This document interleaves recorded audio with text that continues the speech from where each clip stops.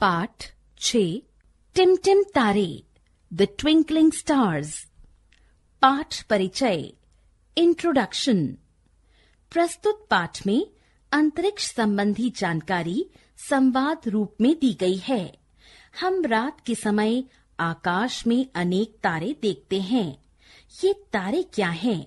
ये छोटे या विभिन्न रंगों के क्यों दिखाई देते हैं आदि प्रश्नों के उत्तर इस पाठ में हैं।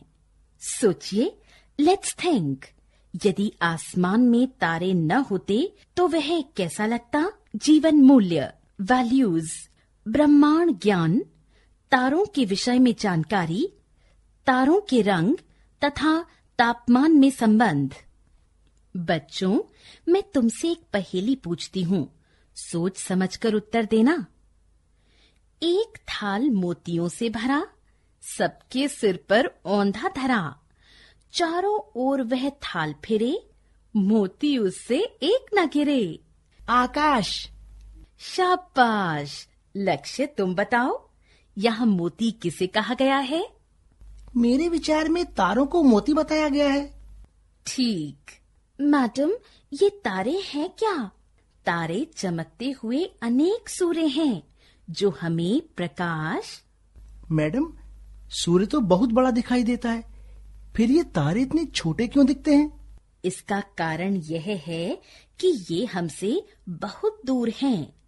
सूर्य ही पृथ्वी से लगभग 9 करोड़ 30 लाख मील दूर है। तारे तो इससे भी कई गुना अधिक दूर हैं। फिर तो इनके प्रकाश को पृथ्वी पर आते आते बहुत समय लग जाता होगा। हाँ, जो तारा पृथ्वी के सबसे अधिक समीप है, उसका प्रकाश हम तक लगभग 4 वर्षों में पहुंच पाता है। कुछ तारों का प्रकाश तो अभी हमारी धरती पर पहुंचा ही नहीं है। मैडम, हमने ध्रुव तारे का नाम सुन रखा है, आप हमें उसके बारे में बताएं। प्राचीन कथा के अनुसार राजा उत्तानपाद के पुत्र ध्रुव पर प्रसन्न होकर भगवान ने उसे एक चमकीला तारा बना दिया था। उसके एक ओर सप्तऋषि मंडल के 7 तारे हैं। हवाई जहाज के चालक ध्रुव तारा देखकर दिशा का पता लगाते हैं।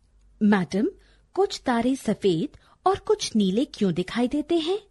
तारे लाल, नीले और सफेद रंगों में दिखाई देते हैं। इन्हीं से उनके ताप और आकार का पता चलता है। लाल रंग का तारा सबसे बड़ा होता है, पर उसका ताप सबसे कम होता है। नीले और सफेद तारे सबसे छोटे होते हैं, पर उनका ताप सबसे अधिक होता है।